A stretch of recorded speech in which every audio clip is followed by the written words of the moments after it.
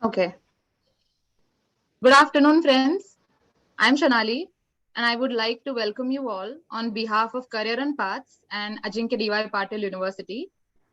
In the next 90 minutes, the expert panel from ADYPU will guide you and help you understand career opportunities in the legal domain.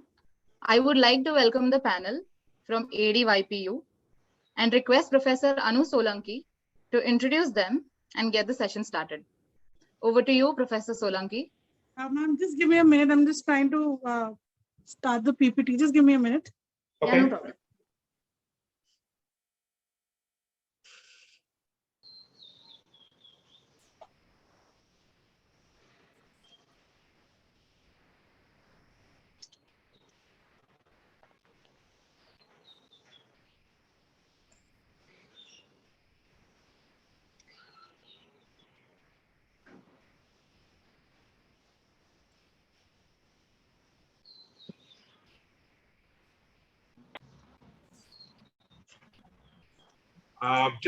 Before we get started, if anybody has any questions in their minds, you are free to use the facilities to ask the questions, and we will then get the panelists to respond back to the questions.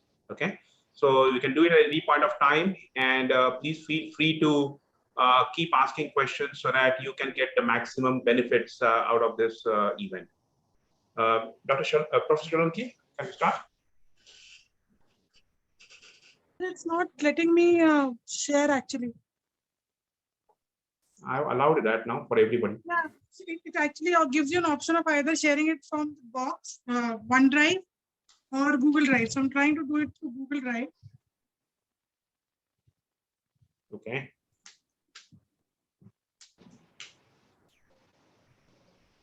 Sorry, guys, we will be dealing with this technical issue. So while we are doing that, do we want to have introductions of the panel till then? All right. I'll start that. All right. Hello, everybody. Good afternoon. My name is Anu Solanki Kamble, and I'm an assistant professor at Ajinkya D.Y. Patil University. Now, when we try to decide what careers we want to get into, before that we decide what degree we want to study, obviously a very important consideration is that what all options would one consider or will one have when they decide to take up that degree, when they decide to take up that education. And I can guarantee you by the end of this discussion, you will realize that law is probably the only degree that affords you various options, not only right from the conventional options, career options like your advocacy, judiciary, UPSC, etc. But there are so many unconventional careers also that seem to be augmented, that seem to be compounded if you have studied or if you have a background in law.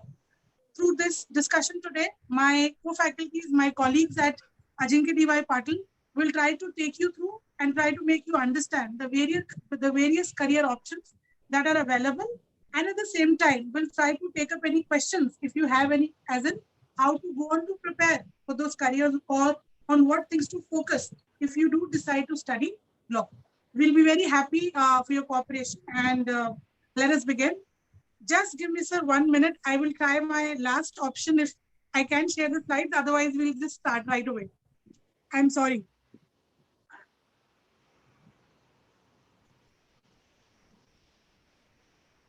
Anu, if you have sent the PPT to Shekhar, I think he or Shanali can yes. share the screen. To me, and we will do it. I'll just do that. I'll just share the PPT. Yeah, please do that. Thank you.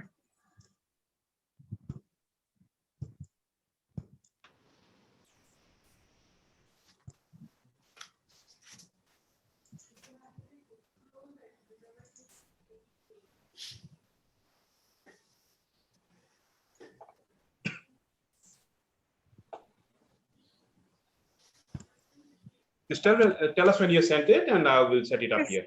I sent it, sir. Okay, thank you.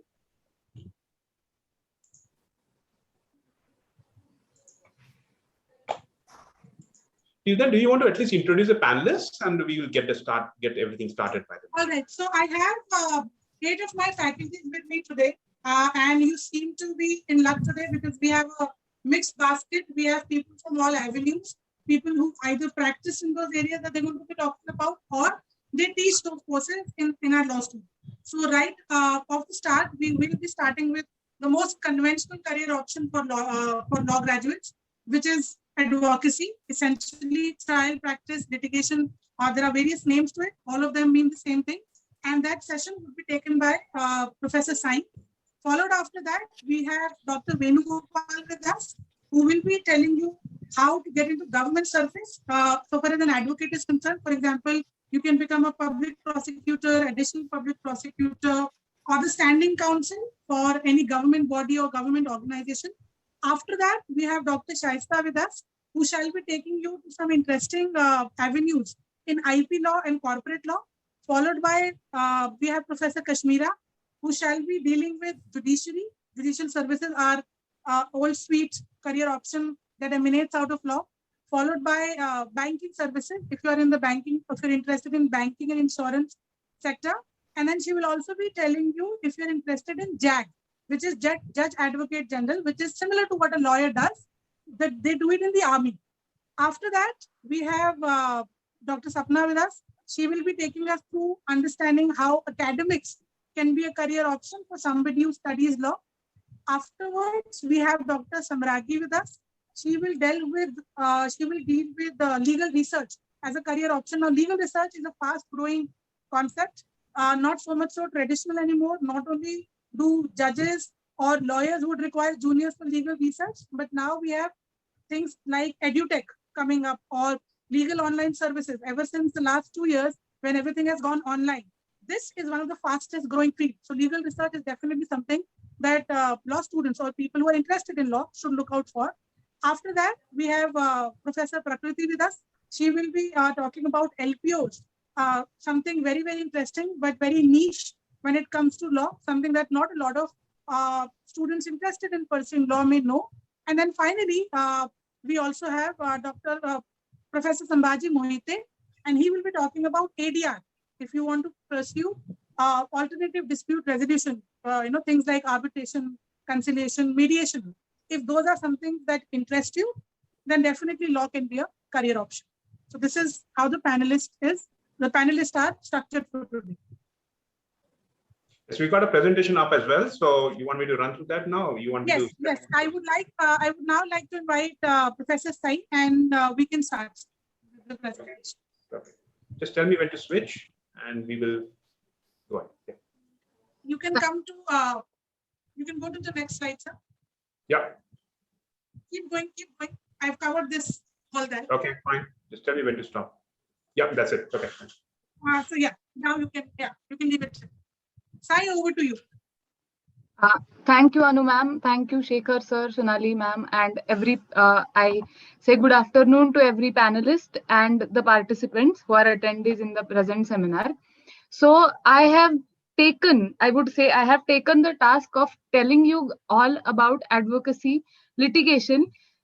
We commonly say court mein jana. Okay, this is what advocacy litigation means for all of us. Now, see, I am extremely sure that all of us has at some point in our life thought ki ek baar to main utke kahunga objection my lord. We just have this in our mind, and that is what advocacy means. Okay, so I understand the movies are not real, but advocacy is a very interesting field. And yes, as I have said in my slide, it is the battleground where every person, however small, every David has equal opportunity to beat the biggest operation, to beat the biggest firm with the legal wits of the advocates. And that is where we come in. We have all the resources, mental resources at our hand to, put forward the idea of justice and fight for the small person in the room. So this is the basic idea of litigation. We try to seek justice. We try to right the wrongs. And if you guys know, there are so many cases which have shaped what we know as society today. Yes. Sir, could you please go to the next slide? Yeah. So what are the requirements? If I have to be a lawyer, what should I do? First thing is complete the BA LLB or LLB, whichever course that we have enrolled for. With good grades, yes, we should complete that. And then we should apply for a sanad. It is called as sanad.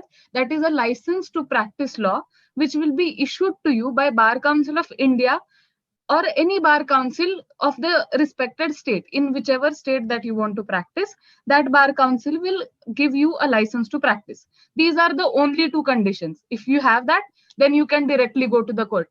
Well, you will need a client, but that's something that we can discuss later. So yeah, so you can go to the court. Okay, so I have specifically mentioned, and guys, please pay attention, a field compared to which even movies seem dull, and every day and every case comes with its new excitement and challenges. That is at most true. You do not ever know ki kya hone wala hai. When you are taking a cross examination of some witness, you don't know how it is going to turn out. It is so exciting. It is like a theater which is playing in real life, and you have to keep your wits about you, and it is extremely amazing. So to just be able to say that the Constitution of India grants me this right to represent my counsel to my fullest capacity. So yes, this is litigation. So in litigation, basically you go to the court, you represent your client side to the best of your abilities, and then you let the justice system take its time, and you let the justice system decide in the favor of the person who needs the justice to be done. Yes, and I have said that yes sir, you can go to the next slide. So what are the areas available? Now, when we talk about advocacy, everybody, general consensus, there are only civil and criminal areas where we can practice. But with the growing industry, with the growing avenues, it does not hold true. There are various aspects, various special courts which have been established under various Supreme Court decisions or rules. Every day in and out, we keep reading in the newspaper that some new courts are being established. Fast track courts, courts for dealing with women's issues, elderly people's issues. So all these, they form different courts which are generally called in common parlance tribunals. Okay, so I have given various areas. So civil law we have, everybody knows civil law matlab कुछ ना कुछ हमारे घर का, इसके बाजू वाले का, ये सब all that is covered in civil law. Then we have criminal law, obviously. Property law. So now property has become one of the most lucrative areas of practice when we talk about advocacy, because we understand that the prices for property will always go on increasing, never decreasing. So property is one of the fields where you can actually make a very lucrative practice. Then we have family law. Obviously, family law is going to be a huge field. Just look at the population of the country, guys. We are obviously going to have family as a booming practice of law. Then we have labor laws, wherein the problems of the industrialists, laborers, they are intermingled with each other, and that is the area labor law deals with. And it is very important that now MNCs are coming in. Now foreign investors are coming into our country. So this idea of labor law is expanding more than anything. It is a very new and upcoming field. And if you guys know, then there are some changes being made in the labor codes, which is in talks in news right now. So yes, labor law is one of the very good options. Then we have housing societies law. We have consumer protection law. Now, each and every person of us is a consumer. I do not think there is ever a person left after this COVID thing who has not, who has not placed an order on Amazon anymore. Every one of us has done that at one point or another. So all of us are consumers, and the rights of the consumers are protected by the consumer protection. And that is also one of the very important and lucrative fields of practice. Okay. Then we have debt recovery tribunals. But let me talk about special CBI matters. So the CBI, Central Bureau of Investigation in India, also has special matters that it deals with. And you can be an advocate who deals specifically with the CBI matters. That is something very exciting. So you can decide to do that. You have a right to do that after you acquire your license. Then there is a very booming field of special practice in respect of Narcotic Drugs and Psychotropic Substances Act. So all this contraband that is confiscated it is dealt under this act, and you can be a lawyer specifically dealing with the matters relating to the narcotic drugs. Next slide, sir, please. Okay, now for the sake of, now just let's understand what is this whole judicial system just in a nutshell. So at the lowest point, we have various subordinate courts. ये हमारे trial courts होंगे, JMFC होंगे, civil courts होंगे. All these courts come under this sign of advocate that I have put in the PPT. Then we have high courts. High courts are above the subordinate courts, and they have strict powers to give us or grant us our human rights, right? These are human rights courts. And then we have the Thalaiva of the all, that is Supreme Court of India. So Supreme Court of India is the protector of our rights. And Supreme Court, if you guys are listening to the news, the Supreme Court has been ensuring in these COVID times that every person has a equal opportunity to get even the vaccines. Supreme Court has been busy ensuring that every person in India gets their rights. And who represents in front of Supreme Court all these issues? These will be the advocates. Yes. So advocacy can take you to the Supreme Court of India. So that is one of the, great achievement you can decide for yourself. Next slide, sir, please. Yes. So now I have put in only tip of the iceberg. These are some few people who we have to know. We do know, every one of us knows. So these are the advocates who are shaping a better world for us, and we can be a part of it too, being an advocate. So it is the road ahead. So we all know Ram Jethmalani. His contribution to this legal realm, or his contribution to the India as we know now, is very huge. He represented various big cases like Indira Gandhi's assassination case, then all the cases wherein constitutional amendments were there. Okay, so the next photo, all of us know, that is Advocate Harish Salve.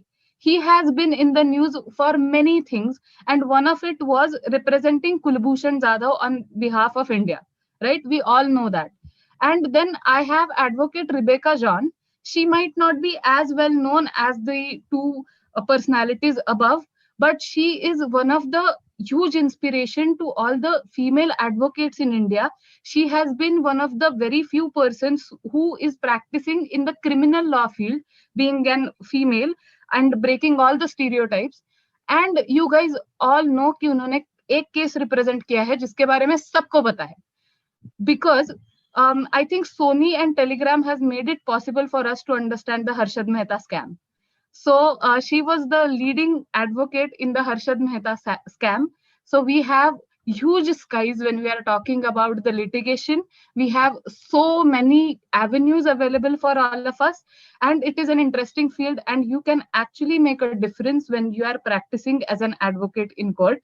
And though it is the most traditional form of career in law, it is very exciting, and new avenues are also coming up. So with next slide, I say goodbye to you for this presentation. See you guys in court. Thank you so much. Thank you so much, Sai. That was very interesting, and I'm sure law and advocacy as a field has something for everybody. So whether you're somebody who's interested in fashion, you can pursue a career in fashion law. If you're somebody who's interested in sports, we have now sports law coming up as a very emerging field. So it's for media and entertainment. So even though, as she rightly pointed out, it is the most conventional career option for a law graduate, but it is very enriching and it is very satisfying at the end of the day as well. I now invite Dr. Venugopal, who shall be now talking about, we are still on advocacy, but now how can you land a government job using the same skill set as that of an advocate? Over to you, sir. Yes. So good afternoon to all panelists and the Sonali and Shekhar Bhatt sir. Today we are going to discuss about the public prosecutor. As you heard the term of the Sarkari Vakil. अब ज़्यादा लोग सुनते रहेंगे सरकारी वकील. So we know about the public prosecutor. So what is the role of the public prosecutor and how you will appoint, and what is the qualification for a public prosecutor, and what are the necessary to become a public prosecutor? So today we are going to, and I will analyze these points on this point. Shatseka sir, can you proceed with the slide, sir? Next slide, sir. Yes, the public prosecutor, as we are, what is the role of the public prosecutor? The public prosecutor is an advocate. He was representing the cases of the state. So when the state side, he was representing the cases on behalf of those suspected criminal, those who committed for example, the person is committed a murder. He produced before the court. The public prosecutor will argue the matter.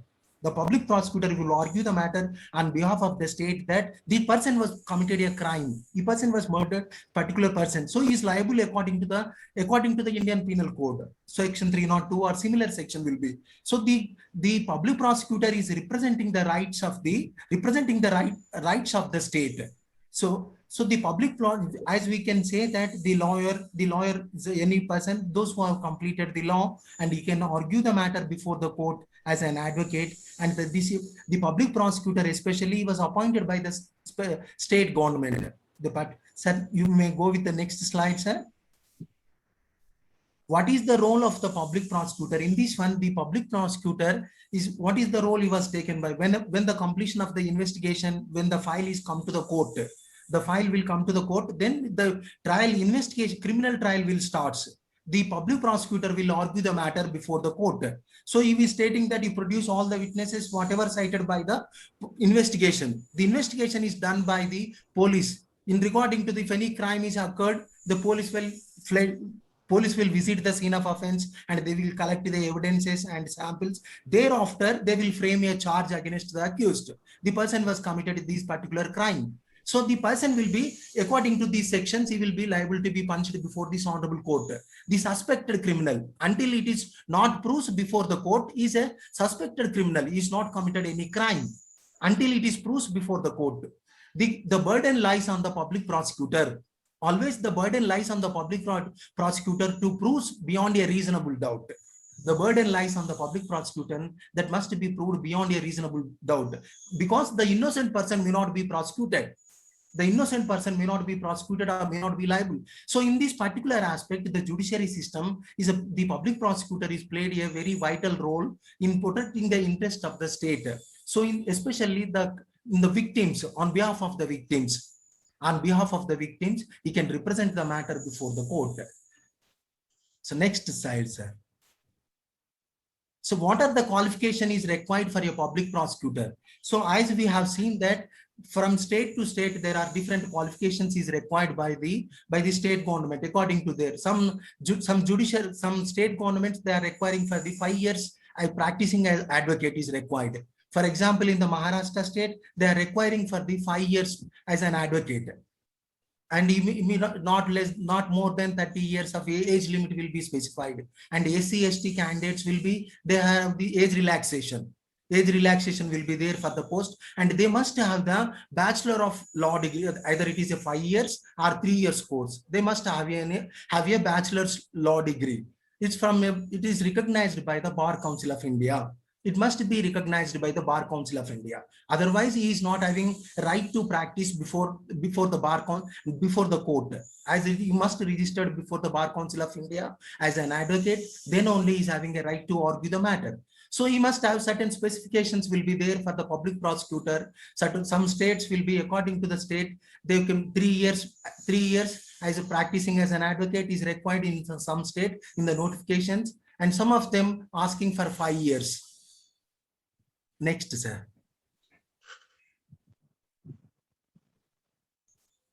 So what is the procedure under the selection procedure for the public prosecutor? According to the section 24 of the Criminal Procedure Code, it's specifying that the state government will appoint a public prosecutor for each court. For in every district, for each court, it can be appointed by the public prosecuting authority. In the state selection commission will be there. In some of the state, the police board. The police authority can recruiting the public prosecutor in some of the states. In some of the state, UPSC. For example, in relating to the CBI public prosecutor, it can be conducted by the UPSC, Union Public Service Commission. They will conduct the written test for the candidates. Those who are qualifying in that test, they can eligible to appoint their after recruitment, after selection, then they will be appointed by as a public prosecutor. So section 24 will discuss about the appointment of the public prosecutor in the criminal procedure in the various for high court and central government or the state government. Section 24 will be specified about the appointment of the public prosecutor. Sir, next slide.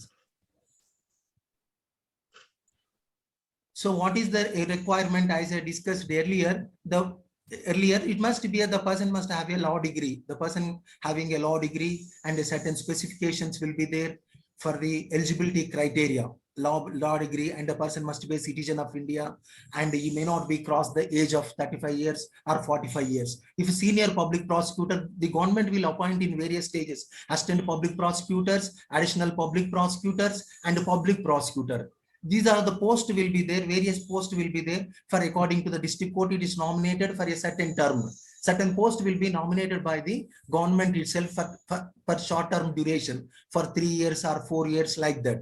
And certain post will be assistant public prosecutor can be recruited by the government itself. So some of the posts will be nominated by the government itself.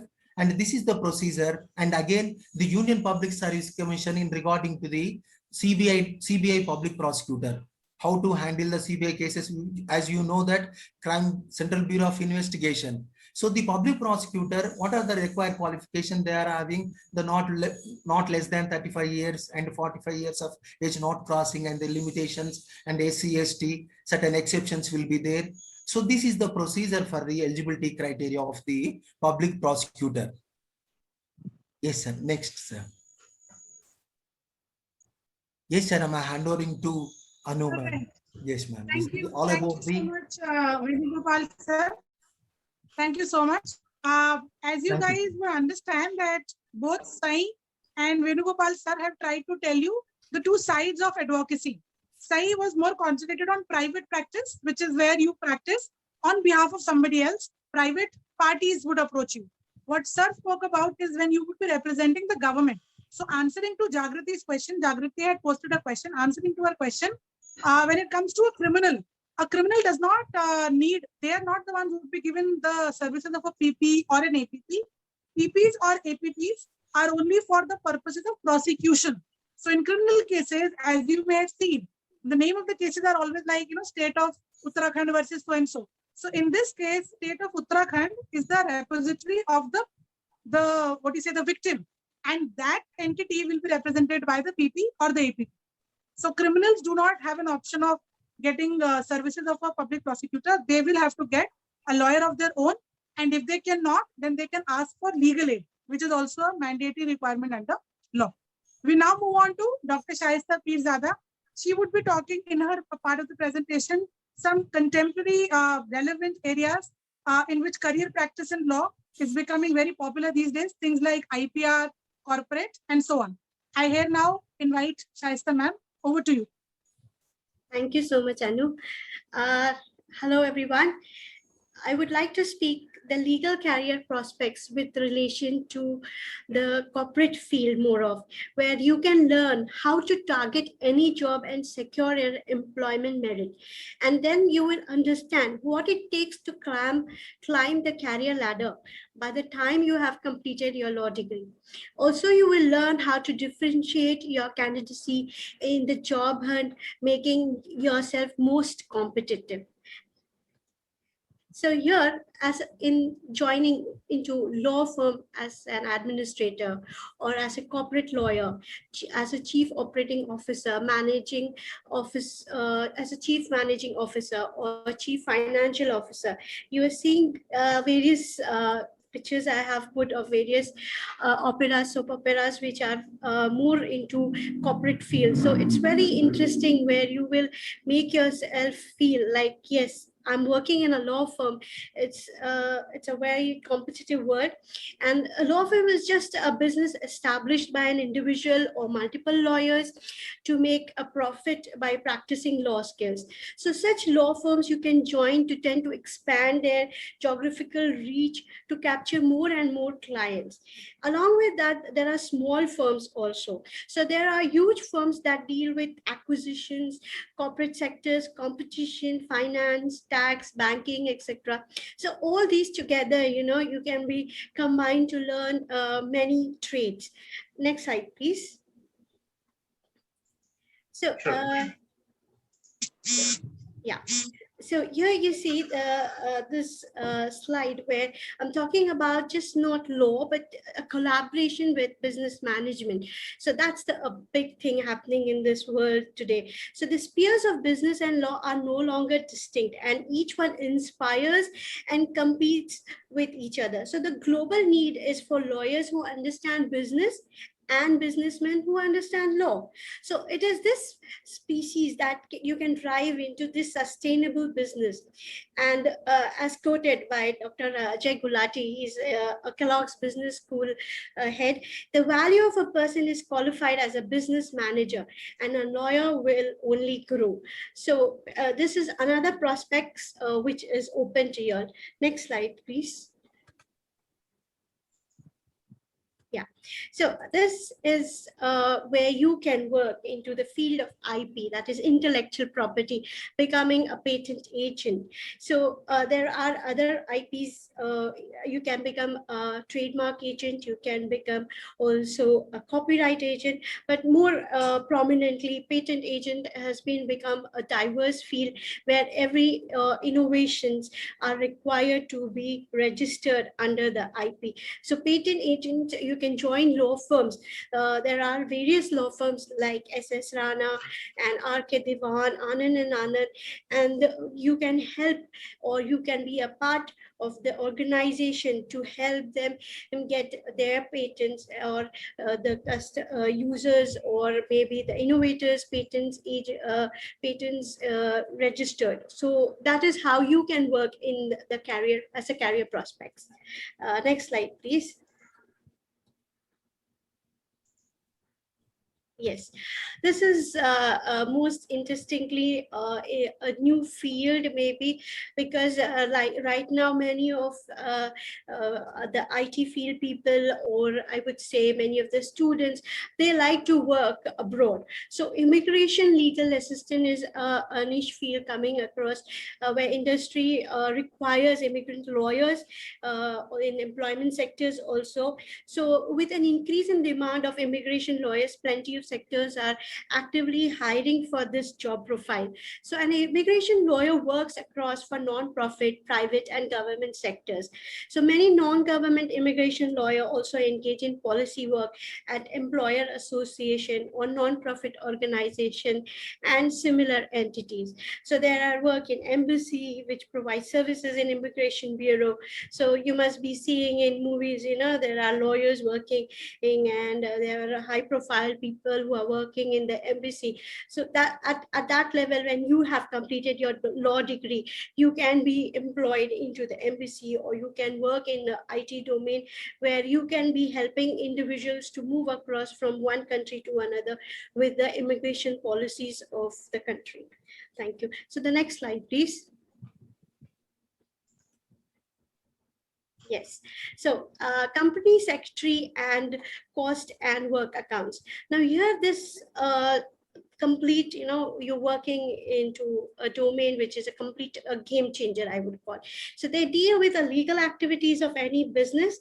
Their role is to keep the records, advise, give them the advice as to tax returns, evaluate the legal aspects of the organization. So it is a traditional positioned, career prospect where you can support the board of directors and administrative staff. But now this business strategy has been changed and their role has also expanded. Next slide, please. All right, so coming to the word of cyber. So we are more of a netizens, and we are working in the world of Uberization, and cyber law is one of the niche field again. So here you can see Advocate Puneet Bhasin. She's very famous as a cyber law expert. So cyber law is one of the booming career options you can have. So that offers a number of career opportunities. Some of the career prospects are becoming a lawyer working in IT companies. You can become a specialist in cyber IT based companies. You can be a part of arbitration. You can be part of security computer auditors, techno-legal professionals in computer. You can work in security. So the whole world is in your demand once you become a cyber lawyer for sure. Can I have a next slide, please? Yes. So paralegal, yes. A law firm is just a business established by individuals. So multiple people are working. But when you work into the field of paralegal, you will have a lot of responsibilities. Here, as a paralegal, you will generally be a part of the support staff in most of the law firms. So you can help them to direct and assist them as a single attorney. You can become a paralegalist, where you will be at a great deal to do the paperwork and research, and the task you will perform may free up lawyers so they can work on larger cases. So here there is another various growth, I would say. And if you see, I put a chart with relation to salary comparison. So there is a spikes working out in India since people are going to paralegal, and it is helping many of the lawyers, to take part in law firms. Otherwise, there was a little more concentration towards the corporate field, but paralegal is again opened a new domain and a new horizon for lawyers to go and join corporate firms. Can I have the next slide, please? Yes. So banking sector is the last career aspects I have put in the slide. And here, when you join into the banking sector or insurance organization, they tend to have their own independent legal departments. And so there are various vital recognition you might get in the sector as an administrative officer of law or specialist officer of law. And insurance companies, I have worked with one of the insurance companies, that is Aviva Insurance. So it is a UK based. Here you can conduct examinations independently, and even as freshers you are welcome for such domains. So it's a good thing for everyone. And at last, no one, basis on the merits or on the basis of interviews, candidates are selected and allocated with their respective problems in the banks or in the insurance domains. So on the other hand, other side, if you see, there are some banks who recruit law graduates, fresh law graduates, just through an interview. So you can see I have put Raghav Kumar Singh, who is a deputy manager of law, State Bank of India.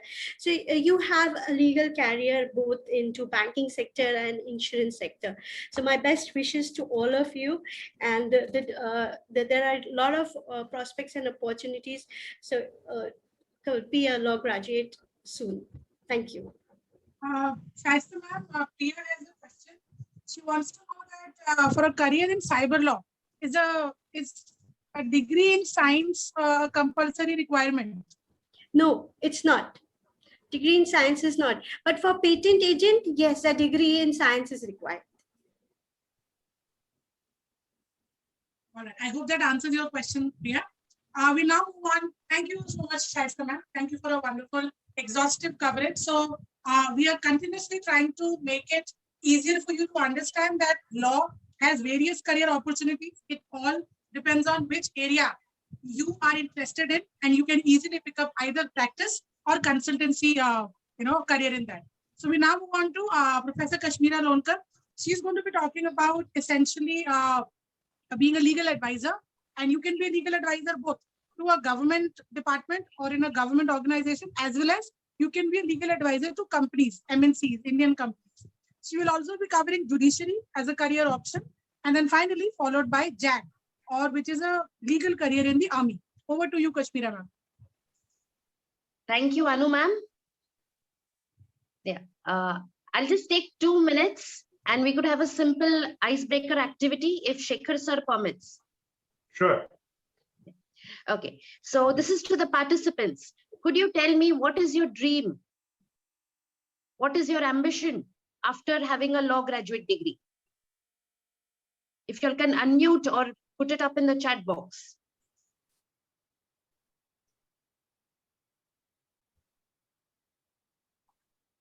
What is the dream of this youth? You all are millennials. What do you all dream of? And how would law degree help you attain it?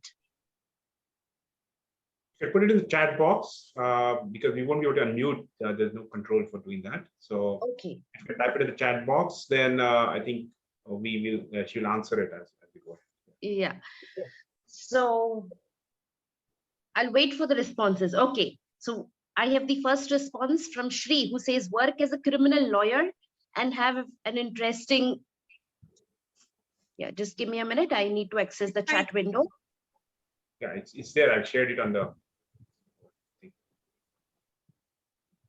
Yes. Okay. Yes, Aditya has talked of judiciary.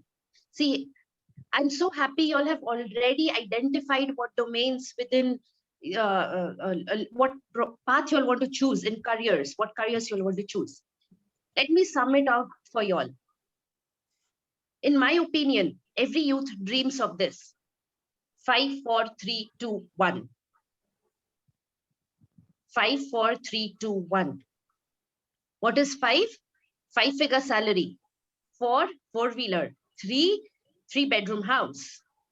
2, 2 kids. And 1 life partner.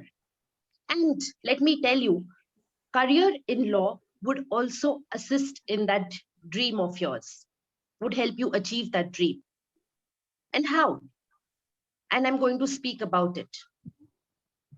The opportunities in government sector. Now, what are the pros and cons of a government sector? Ideally, everybody would long for a government sector because there is job security, there are retirement benefits, there are benefits during the job like medical allowances, travel concessions.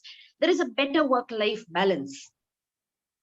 However, the catch in it is highly competitive. It's a transferable job. Unlike the private job, where you have a clear hire and fire policy, or at times, salary is never a constraint in a private job. Coming to the legal advisor position in banking sector, which is a government job. As you can see on the slide, the recruitment of an specialist officer in the cadre of law is done through IBPS. The designation may be a specialist officer. After that, you have salaries, you have promotions, increments, and your designation changes. From DGM, manager, head, management trainee, in bracket law, executive trainee, a number of opportunities. And IBPS exam is conducted for recruitment of specialist officers in public sector banks.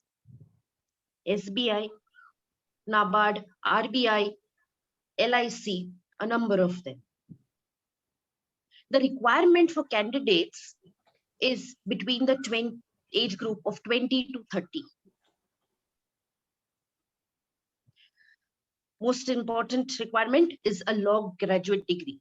And what is the exam pattern? It's a 3-tier exam, preliminary exam, which is general in nature, which has quantitative aptitude, which is reasoning, which will test your skills over English. Once you clear the prelims, the general exam, then comes the specialization paper. So in law, you can give this exam, opt for it. And then comes the third round, the interview. Next slide, please, sir. Sure.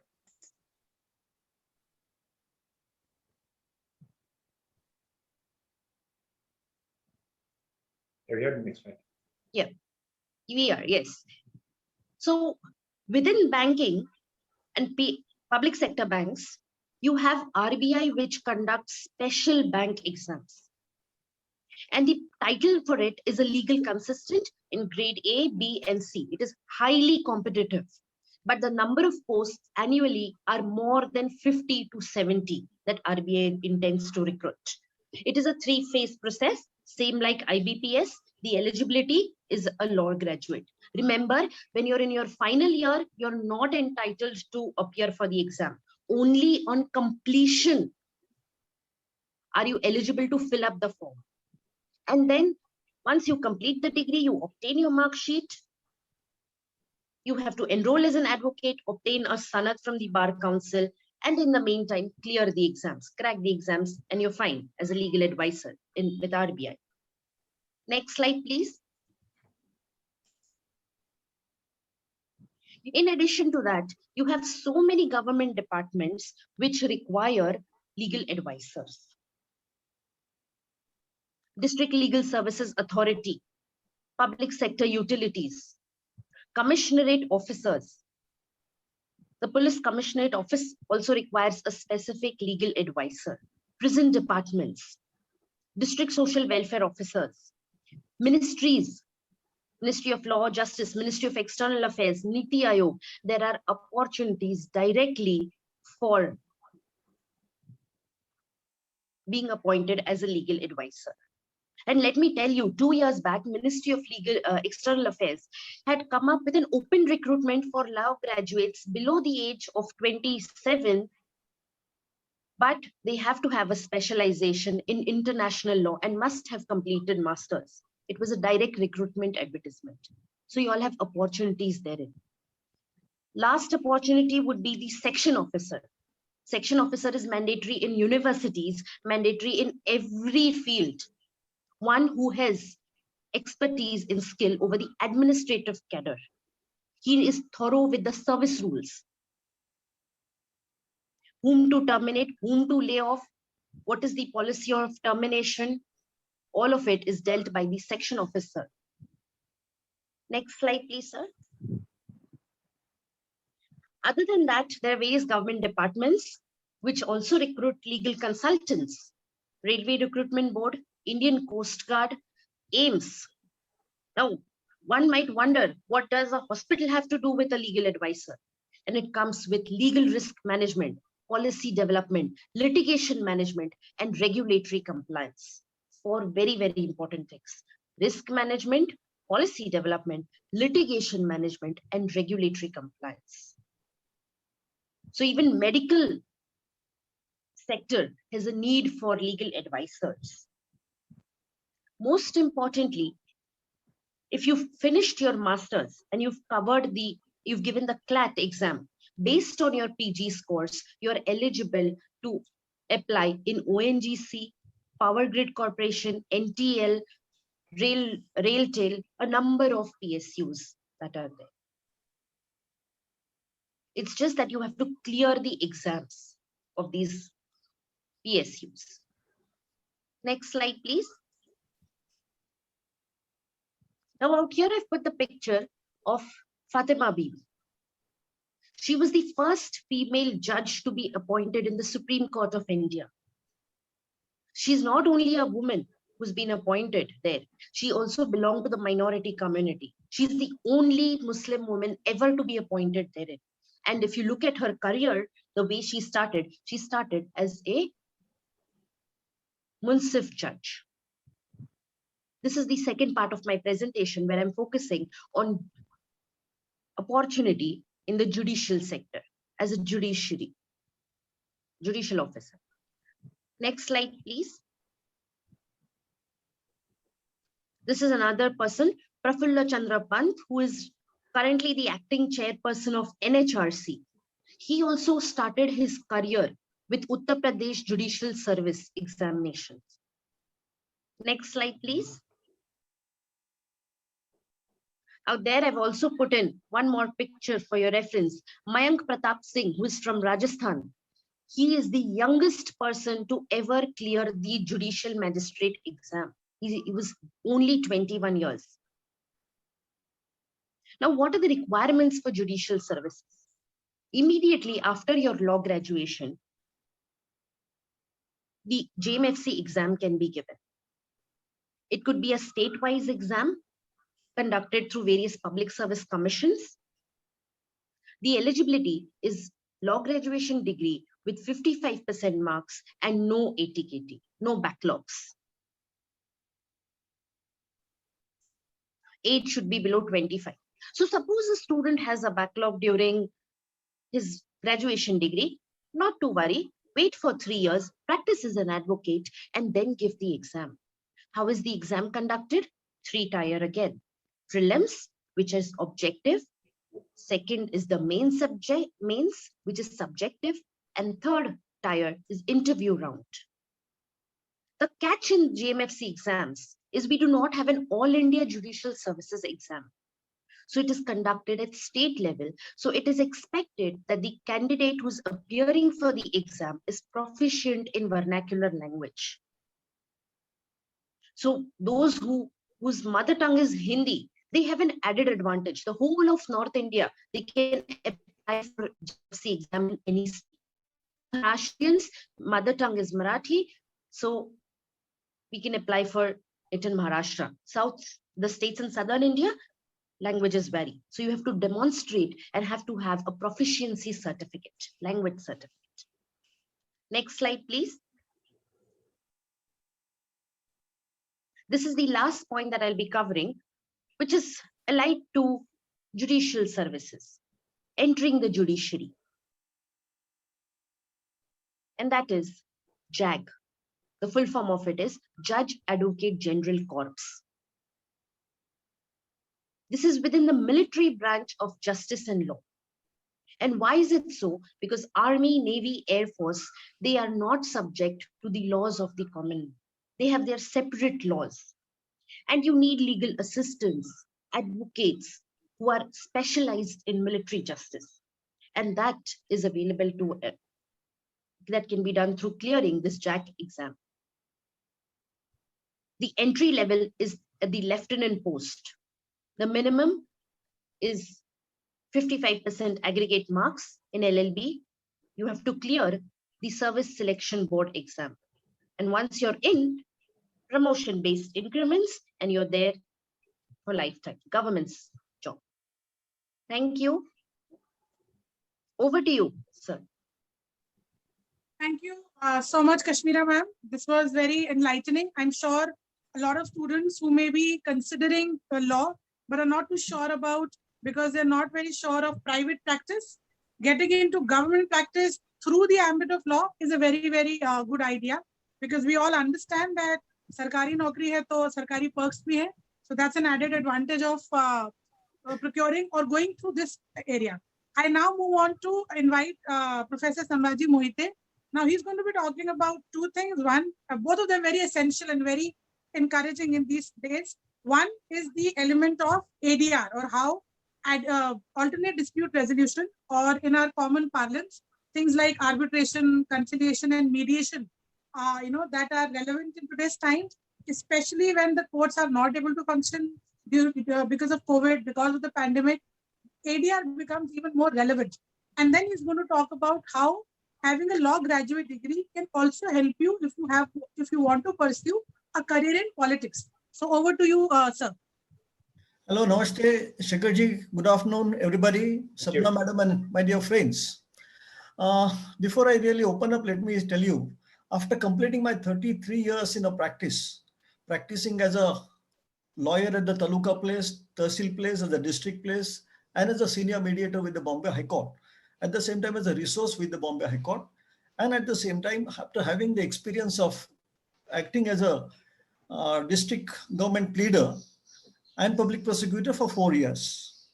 This is the time where I'm a full-time faculty with Ajinkya D.Y. Patil University, and I'm here to share my views and ideas that what is the alternative dispute resolution ADR mechanism available in a court of law.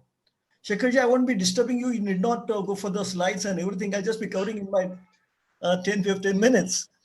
See, the alternative dispute resolution is the concept. As we know that the judicial system, one of the biggest judiciary in the world, is that's the Indian judiciary. It is nowadays overburdened with the pending matters. It is the verdict of the Supreme Court which has said that if we decide to finish up the pendency, we're keeping court to work for 24 hours, and without admitting any single new brief, it will take 30 years to wipe out the pendency. It means this is the huge burden on the Indian judiciary. But how to find out? What is the situation? What is the solution? And then it was the thing that was applied that we need to have some additional avenue. Now, you cannot simply outsource the matter.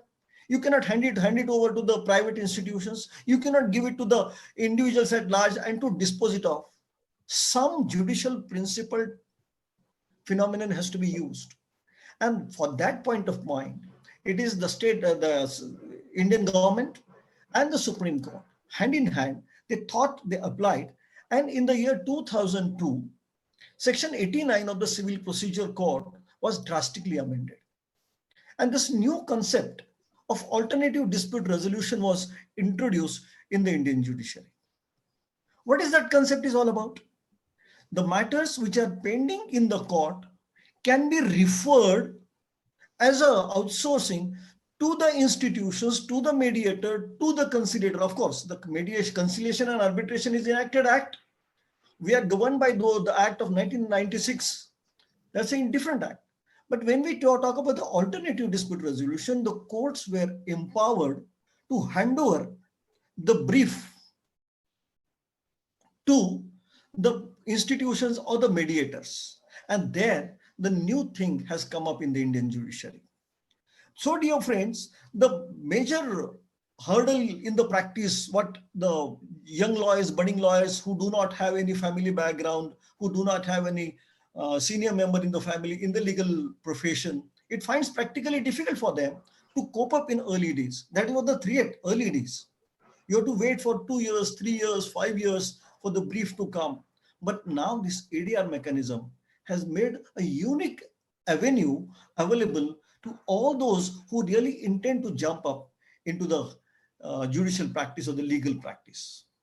So this alternative dispute resolution, why it was introduced, this is very interesting to know.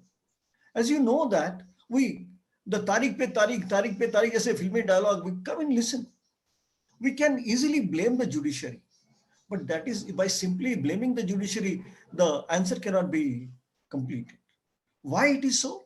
Because of the growing rate of the academics or the literacy or the industry or the different avenues, trade and commerce and different areas which have given rise to coming to the court and knocking the doors of law. But this alternative dispute resolution has helped the judiciary to play a vital role. And as one of the mediator of the Bombay High Court, as one of the resource on the alternative dispute resolution, and one of the champion, or you can say the follower of this mechanism, I say with the confidence, you can make a wonderful career in alternative dispute resolution. Now you may say that what are the matters that can be referred to the mediation, referred to the arbitration? I can say with the confidence, all civil matters, forget about the criminal matters. Criminal matters cannot be part of settlement or mutual understanding. No, it's not that.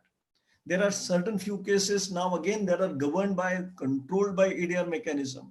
But 99% of the civil matters, exceptional cases where the law point is involved, where the election matters are involved, where some technical appeals has to be decided by the particular court only these few exceptional 1.5% of the matters cannot be referred for the mediation. But rest of all matters, it means the 99% of the matters in the Indian judiciary are waiting for mediators to come forward, conciliators to come forward, arbitrators to come forward and play their vital role in resolving these disputes.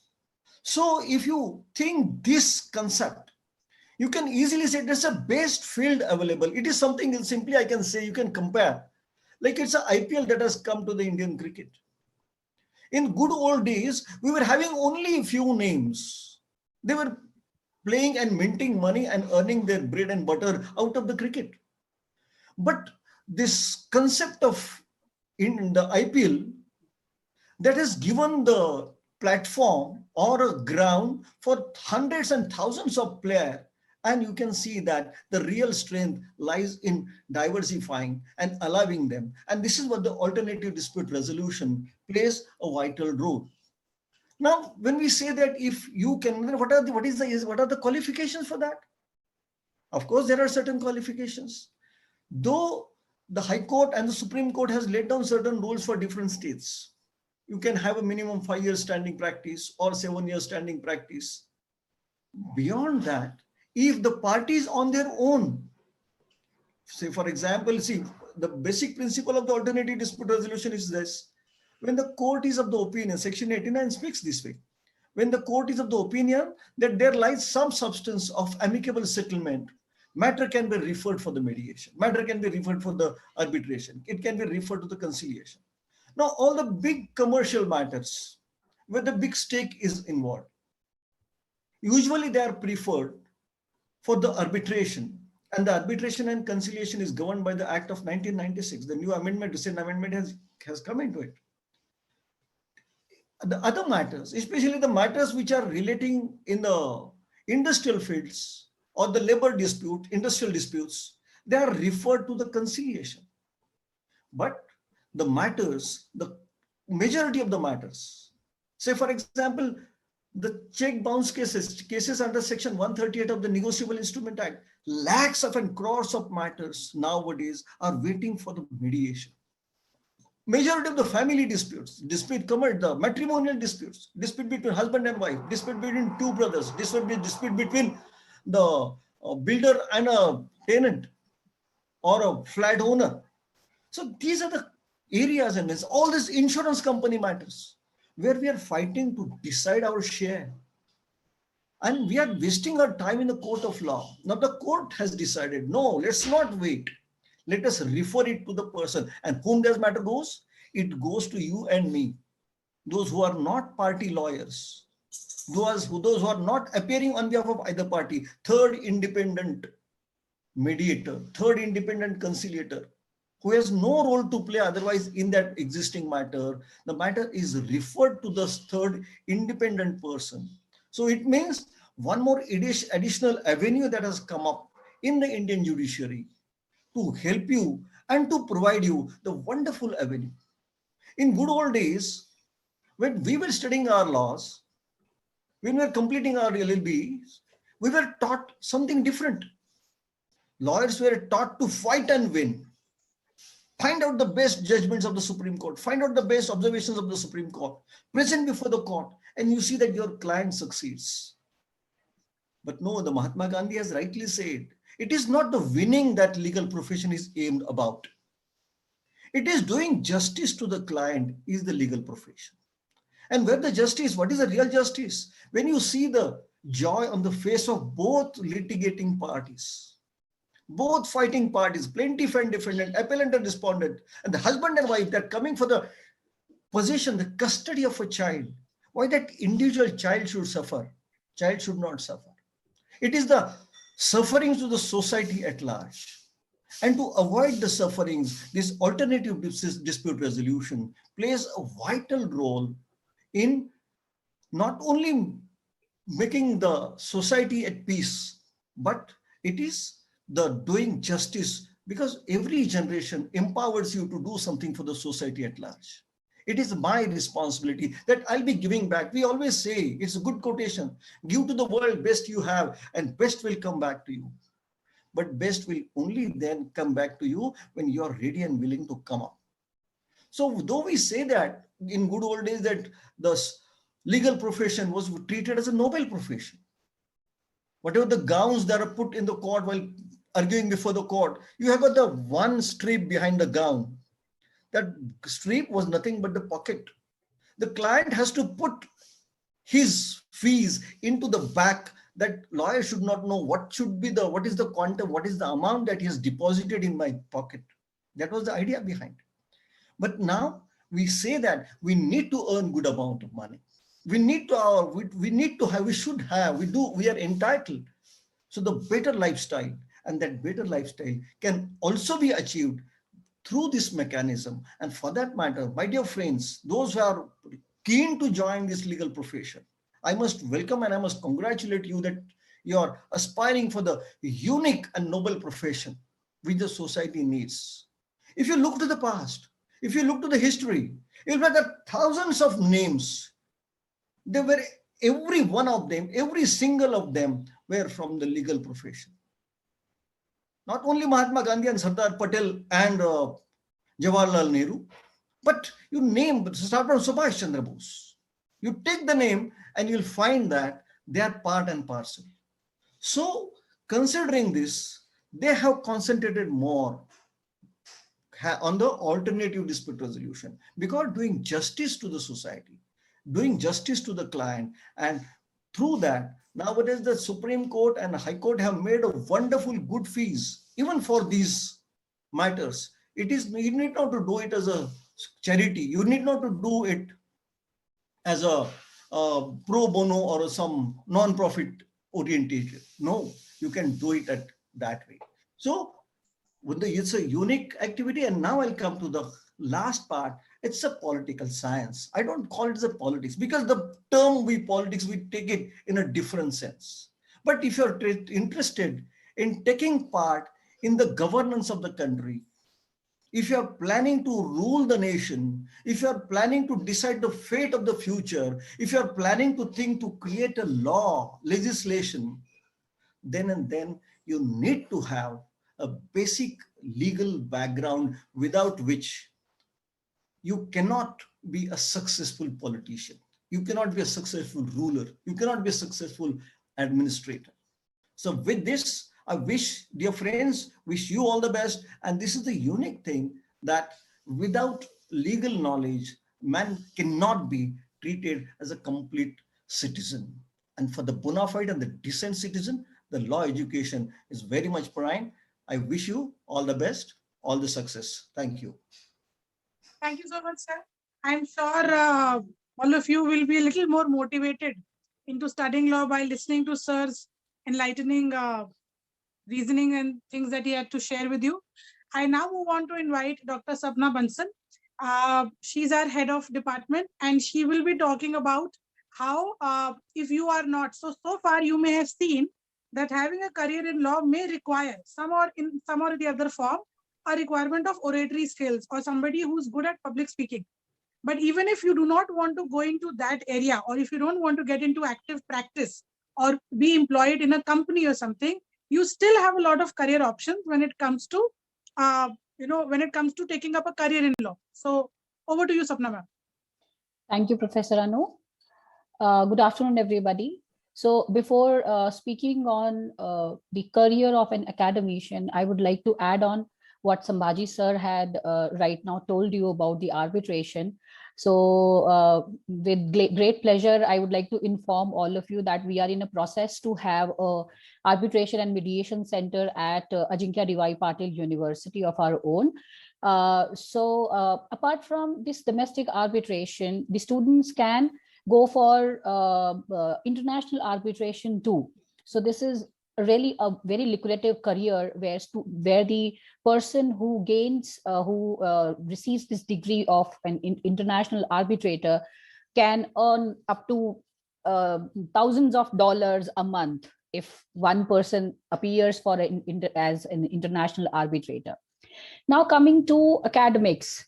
So apart from the other career choices, which my colleagues have told you about, being a patent agent, a cyber law expert, being an advocate, or preparing for judicial examination, which students are aspiring to actually.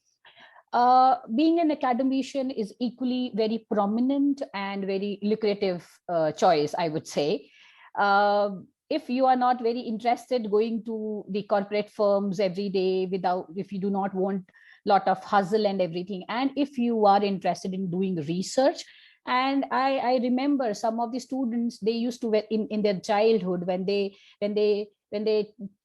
just play a drama, they gather their friends, and one student just become a teacher and start teaching the other fellow mates. So this is a teacher always have a love of learning and love of learners. And the teacher is one who actually bring both together. So teacher is the person who shows the path to right direction to the students. So being a law graduate is not sufficient for this. What is the eligibility to become an academician, to become a, so it starts with the post of assistant professor. For that, the eligibility is that after taking your degree of law from any institution, be it BA LLB, BBA LLB, Some institutions offer BSc LLB also, then or maybe LLB. You need to finish your LLM. So what is that? This is Masters in Law. And Masters in Law can be attained in any of the specialization. It can be constitutional law specialization. It can be IPR. It can be cyber law specialization. It can be labor law specialization. It can be international law specialization. And some students, they go abroad to do their specialization, their masters. And lot of foreign universities, they provide the scholarships for doing masters over there. So after you attain your master's degree, as per Indian rules, as per UGC guidelines, you have to clear one national eligibility test that is called NET. And once you clear that test, you are eligible to become an academician. You can join any institution, maybe private or any government institution. There are a lot of career opportunities in national law schools, in a lot of deemed universities, private universities, government colleges of law. And it is, yes, if a person just finishes the LLM, clears the NET examination, can earn sometimes more than 50,000, or it depends upon where the person has received the opportunity, or the person has actually been hired. So that depends upon the institution. Then comes, so it doesn't stop there. Earlier, the academicians only used to be academicians, but now lot of NLUs, they provide the chance to the professors to even do consultancy. Okay, so being an academician, if you are still have that urge, going into courts, pleading cases and all, you can do that. So providing consultancy is one of the part which can be, that depends upon the institution, if the institution allows the professor or not. Then third comes the assistant professors or any other associate professor or professor. They can actually contribute towards policy making. So sometimes because doing research is part and parcel of an academician's job. So while doing a research, if the academician, if any teacher finds that, yes, this policy can be actually sent to the government to be incorporated, maybe it can be incorporated in a existing legislation, or a new legislation can be made. So the policy makers also, they do follow the researches of these academicians of ours. Okay, so then you can write foreign projects, you can write projects for UNDP, United Nations Development Corp. You can do any wonders. So this academics profession is not less than any other profession. It will definitely pay you really well if you actually pay attention to your career, if you do contribute towards research. And I would say people who are law graduates, who do receive their law degree, they randomly just follow their fellow mates. They go into corporate firms, or sometimes after getting frustrated, going into courts, sometimes when they do not have that zeal into going into courts and doing advocacy, they don't find a way, but they are really good in research. They are really good in, they can analyze law, they can understand law. So here we are now offer to all of you lot of career options which you can definitely choose. And at Ajinkya DY Patil, we have that program structure that every year, so after second year of your law degree, your BA LLB degree, you will be provided with the internship opportunities. So at the end, after you pass you clear all your 5 years, so every year we will be providing you a lot of internship opportunities.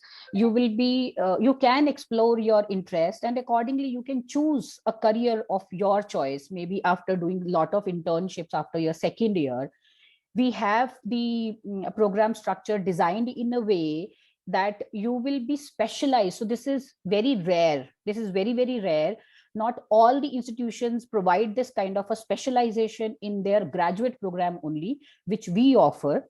So from your third year itself, you will be provided with lot of options. So you will be specialized in one particular area. So we have the specialization, like we have constitutional law specialization, we have criminal law specialization, we have corporate law specialization, we have law, technology and society specialization. So if a student judiciously opts for a particular specialization after being a law graduate from Ajinkya D.Y. Patil Law College, you will definitely be in a position to explore your career options, because you have studied the courses in that direction only, and you have been sent to the internships accordingly. Okay, so and one more thing, I know a lot of students, they want to go into corporates only or to explore other options, though being an academician is very, very conventional, but we have dearth of the faculties, and all the institutions, they look for really good, aspiring, motivating faculties all the time. So this is going to be a really good option who want to become an academician. Over to you, Anu. Thank you, ma'am. See, you have to understand that getting into academics not only is good for your profession, for your career, but it's also very satisfying. It's one way of giving back to the society. So if you do want to impart the knowledge that you have, and if you want more and more people to benefit out of it, then getting a career in academics is definitely something that you can consider. I now move on to inviting Dr. Samragi. She's going to be talking about career options in legal research. So somebody who wants to remain in the background, who wants to be backstage and still do the most important work, legal research is where it is relevant. Over to you, ma'am. Thank you, Professor Anu. Good afternoon, everyone, and especially to the young minds who are listening to us in order to, develop a liking for the career of law and to choose what they can actually, while studying law, what they can look into. So I'm here to speak on the area where you can take up a profession as legal researcher. So before I emphasize on it, by now, I guess all of you have, understood that as a professional education that law is, this particular legal education will equip you as law students for, fulfilling, let's say, different roles in society and discharging various law jobs. Now, and this range of jobs so far that you have heard from my fellow colleagues talking about, and you can now understand that the range and scope of which is always expanding, when it comes to choosing a career in law, it's always expanding, and it is expanding in the modern democratic society. Okay, say for example, by now you have seen what you can do as a lawyer, what you can do as a law teacher, what you can do as an administrator, or might be an arbitrator, or as a policymaker. So, I can say that law or legal education in today's time, this law, legal education and development, they have become something very interrelated concepts. And it's a crucial function of legal education to produce lawyers with a social vision in developing country. Now, emphasizes on these two words, developing a country. When it comes to developing a country, research is one of the most important tools by which development is carried about, and you can just emphasize on any research carried out in any field, be in the scientific field, in be in the pure sciences or in other areas. Similarly, it's also when it comes to legal research, because you as a lawyer, when you are carrying out legal research, you are actually searching something, researching on it, and trying to develop on a particular law. Now, this skill of carrying out a legal research can also be transformed into a career which you can take up as a legal researcher. Now, when I say a career as a legal researcher, what exactly do I mean by that? Now, in a very general, parlance, we can say that legal researchers are those persons who are an integral, I can say an integral team. Members might be in in private law firms or in government agencies, or it can be within the court system. And they are the professionals, who help, let's say, lawyers or other legal professionals gather and analyze information necessary for completing the particular casework or particular project. So if I say that you as a lawyer, if you want to go for this particular path and choose a career as a legal researcher, there are certain skills that is very much important. But before I discuss that, I'd just like to emphasize a little more as to what you do. Like if you become a legal researcher, what are the various things that you may end up doing? See, legal researchers might be supporting lawyers, or they might be supporting the legal executives it might be in the pre-trial processes by researching and analyzing a case law, or trying to provide relevant information necessary to the lawyer's casework. And they are typically, legal assistants who work under might be somebody's supervision.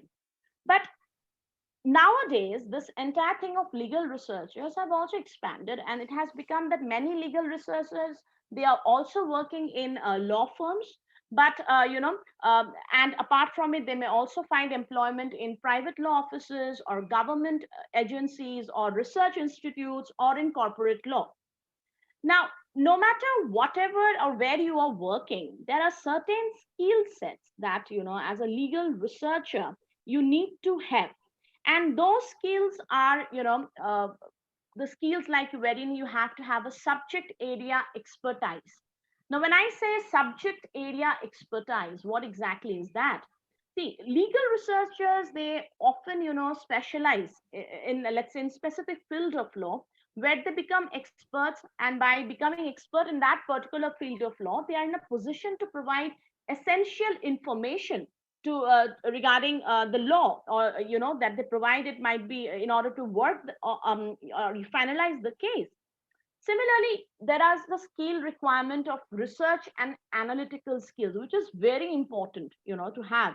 And when you're studying law, this is one of the integral thing, that you have an analytical bent of mind.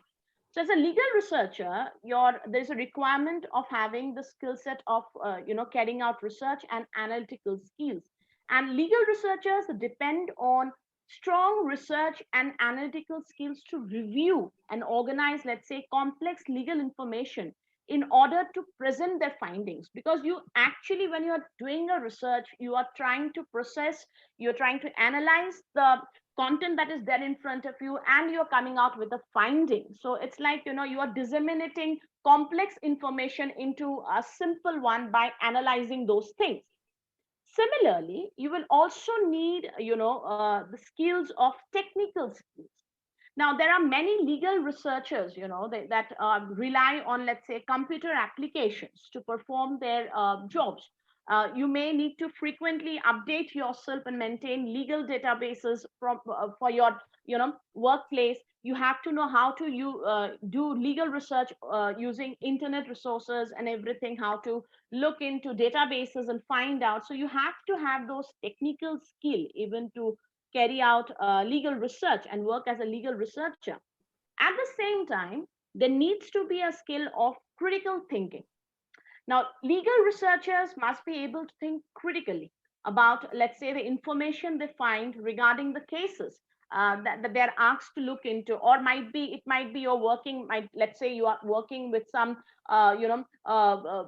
research institute where might be a certain project has come. Let's say, take for example, some might be a particular research project talks about how to look into the, environmental issue in the Pune district and looking into the municipality's work and everything. So you need to delve into all the acts that the municipality is having. How can you actually see that the environment, or let's say the open parks or everything, can be looked into? So you have to have that critical thinking skill to analyze the situation, to read and to come up with, a process of data. The next important thing, by now you have listened to other speakers who are saying that, you many a times the need of communication. communication skill. And that is something which is required as a lawyer, no matter whether you're practicing, you are into academics, or wherever you are. So similarly, for working as a legal researcher also, you need communication skills, and that needs to be an effective one, because you have to be in a position where you can, once you compile the information into formats that are required, you are in a position to strongly communicate it, whether by it's written or you're expressing it. So it's very much required that you have an efficient and effective communication skill. The other thing that needs to be there as a legal researcher is that you should have a problem solving skills. You should be ready, that you are in a position to go from unknown to known, or might be just enter into the field of the unknown, and you have to come out with something. So your ability to solve problems with a creative bent of mind, with a creative solutions for challenges that might arise to you, is something which is very valuable, and it's required for you to succeed as a legal researcher. Okay, so that is one thing, that you have to have that appetite for solving problems. Now, coming to the other skill set, which is very much important, is having an interpersonal skills when you are doing working as a legal researcher. That is how you are collaborating with others in a common element of legal researchers' work environment. And it is very important, to develop, let's say, strong interpersonal skills that will help build relationships with co-workers, supervisors, and clients. Okay, so so these are certain skills that are important for you as a legal researcher to look into, in order to be in a position to work efficiently. Now, coming to where you can work as legal researcher, as I had started by saying that legal researchers can be there in private law firms, they can be there in research institutes and government offices or institutions, or it could be in LPO. So employment scope, as of now, there are, you can work as legal researcher jobs in LPOs. You can work in government institutions. Say, for example, it can be National Authorities for Legal Services Authority, NALSA, who appoints a law researcher.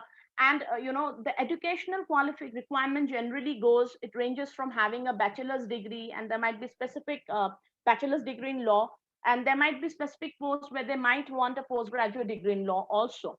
So generally, the basic thing that is requirement for a candidate to apply for such jobs is that they have knowledge of computers, including how they're going to use desired information from various search engines if they're working in this government institutions who are looking into some projects.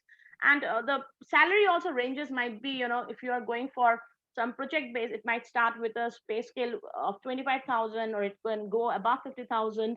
Similarly, when it comes to the MNCs or the LPOs taking you as legal researcher, so the jobs, the amount, the amount that they pay differs a little bit, varies, because it's in private sector, so a lot of things can happen.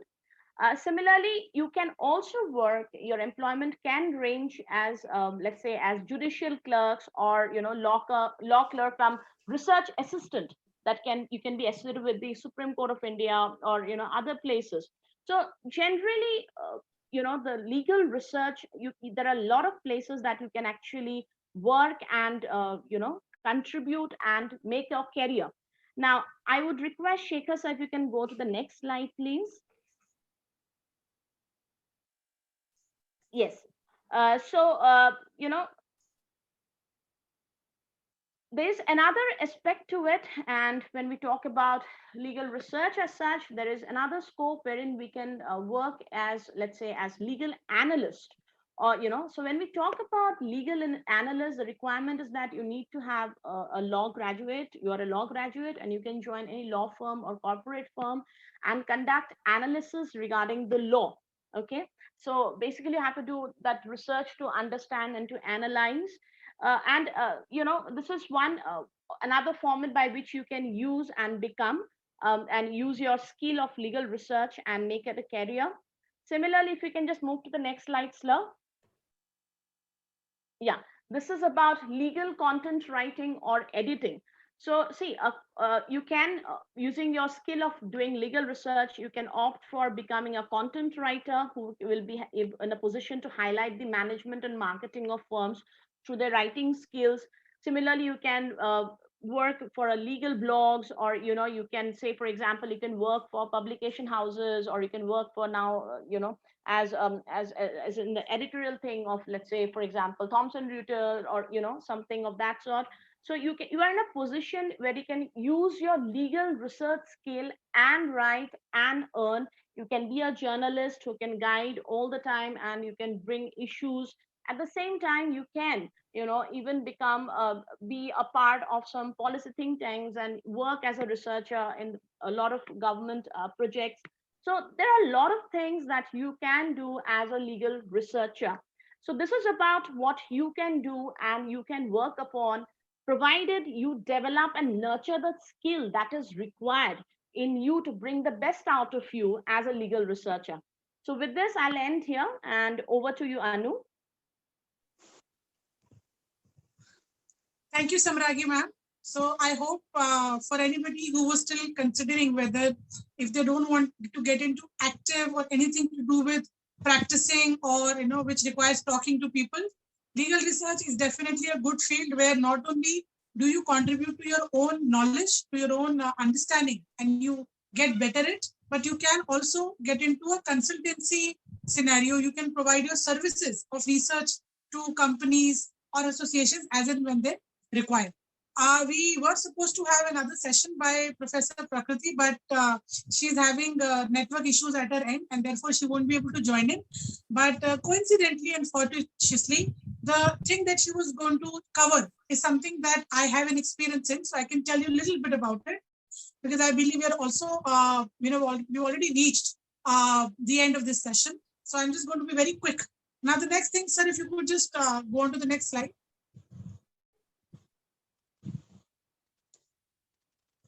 Thank you. Yeah, so this is legal process outsourcing. I won't be able to give you a lot of details, but yes, in my stint as a legal analyst in one of the most prominent legal processing outsourcing firms in India, which is CPA Global, which is based out of Gurgaon. I was a part of the legal research team, but they do have two other teams as well. One is their document review team, and the other is their contracts team. So if you are somebody who wants to see, usually when we look at these software engineers and people in the technology sector, we sort of get very jealous because we do not have any avenues where we can be sent to, abroad for any projects or something. LPO is one such area which will give you that exposure if you're interested in. Basically, LPO is different countries, firms. For example, US does a lot of this majorly. They would outsource their legal work to Indian companies, to Indian organizations, and therefore your profile and your scope would be, let's say, US law or Australian law, whatever you're being asked to do, and you will be providing them services in their line of work. So if you're in the legal research department, you will be drafting memos, making research, doing analysis of cases which are based on the US law. If you're in the document review team, you will be helping the lawyers which are involved in cases in the US courts in helping in managing their work. If you are in the contracts resolution team, you will be helping big companies, MNCs, into vetting and drafting their contracts. So this can also be a very, very good opportunity. Sir, if you could just move on to the last slide of the presentation. The last one. Okay. Further? You can go on to the last one, the conclusion part. Yeah. Yeah. So I would just like to end on end my discussion on a very, very obvious and a very, very apparent thing that's happening that we all have been a part of since the last 2 years. The country has been in a constant state of lockdown and unlock thanks to the pandemic that we are all suffering from. And this has made our career decisions even more pertinent. And I'm sure, if not before, by now, you must have realized that law is sort of a profession, or a career in law, a degree in law is going to help you in absorbing all possible shocks that may come your way.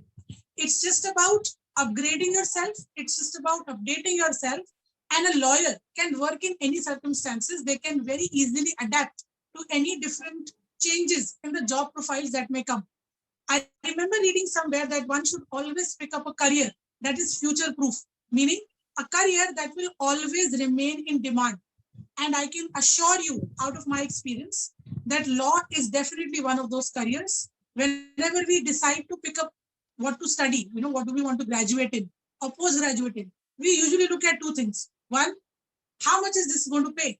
And second, what all can I do after I graduate? So in both questions, law definitely stands out because, as you may have seen, my colleagues have told you the highs and lows of what all you can expect as remuneration if you decide to pick up a career in law. And secondly, the career options are multifarious. They're almost infinite. It all depends on what you're interested in. There are so many upcoming fields. For example, we have legal journalism. Thanks to legal websites like Livewire, Bar and Bench, they are in the constant need of law graduates who can write reports for them. Those can be reports of Supreme Court decisions or a recent government order, analyzing those orders. So journalism is an ongoing thing. EduTech is a big thing that's really come up. If you read about the unicorn companies, a lot of these EduTech companies figure in them, which means that if you want to be an entrepreneur and if you want to combine education and technology, legal education and technology, then also a career in law is a very good idea. And I would just like to close by reiterating what Sambhaji sir had stated, that I think studying law is not only important if you want to practice law, if you want to get into advocacy or otherwise, but it's something that's very innate and something that everybody gets to benefit out of. You know the law, you stand a better chance of saving yourself from any frauds, from any problems, and you will be in a much better position to tackle anything that may come your way. With that, I would like to conclude our session. Thank you so much, Shekhar sir and Monali ma'am, for providing this platform. Thank you for the wonderful audience. Thank you. Appreciate that. Appreciate time. I have one quick suggestion. I have one quick question. I've been in the corporate, especially the engineering field, for a very long time. A lot of time there's a need when we as engineers are trying to look at contracts. Yes. And similar things happen in different verticals. So yes, is it possible for institute like yours to come up with short courses which will equip the engineers, the people in merchant navy field with the legal knowledge, at least the basic legal knowledge, which will help them discharge their duties better? And we will be more than happy to provide this platform to you to reach out to such things and bring this short educational thing, which will, for example, as a software engineer, you're trying to write contracts, and what are the 5 things I should look at that, right? So something like that, if you can just take it away and see if something can be worked out in the area, that could be quite exciting for people who are already in profession as well. Definitely. That sounds very interesting, sir, and thank you for the idea. Though a little on the same lines, Sapna ma'am is working on something like that, because she did tell me the other day that we are trying to come up with a program like that for academicians. So probably taking a cue from your suggestion, we will definitely try to come up with, if nothing, for at least a short-term capsule course or a workshop that would help you in the basics of understanding, any legal exposure or any legal confrontation that your career requires you. So I will definitely keep that in mind. Even the same thing could happen for startups. There are lots of startups coming in, and what they should we do have our EIC center in ADYPU. So we do provide the consultancy to the people who wants to start the startup. We do vet the startup agreements and policies, whatever they want to come up with. Yes, we do have that collaboration with our EIC. Fantastic. I think that will be very helpful. Yes. So first of all, dear friends who have been attending this event, I trust that you have derived a lot of information from this webinar. I at least have walked out to be much more knowledgeable than what I was before joining it, and really a lot of nuances of the legal field were brought out, and what are the career options are there. We at Career and Paths and Ajinkya DY Patil University plan to bring you many such webinars periodically. The next one is going to be scheduled on 25th of June at 3:30 p.m. Please look out for the notifications from us and share it with your friends and families alike to help them derive maximum mileage out of this initiative. First and foremost, I would also like to thank all the panelists from Ajinkya D.Y. Patil University. I would really welcome the time you spent and having educated a lot of inspiring people and giving them the right directions. And I'm sure it will help them to really achieve their goals in life. Also, please feel free to suggest any additional areas that you want us to cover in future events. And last but not the least, I want you all to stay safe, but also stay informed. Don't forget, we are here to help you to dream, discover, and achieve your goals. Have a nice day. One more thing, guys, we are open now. Our campus is open. So if you need more information about our courses, you can walk in and you can meet us. We will provide you more information about the whole program structure and whatever programs we have. So you all please feel free to come to us. Okay. Thank you And just so one much. last thing, the video recording of this particular event is going to be available with us. Feel free to share it amongst your friends who have not been able to attend this, because this was really an enlightening webinar for all of us. Thank you so much. And thanks for your time. Appreciate it. Have a nice Good day, all of you. Bye. Thank you, everybody. Have a good day. Thank you. Thank you. Thank you. Bye. Thank you. Thank you.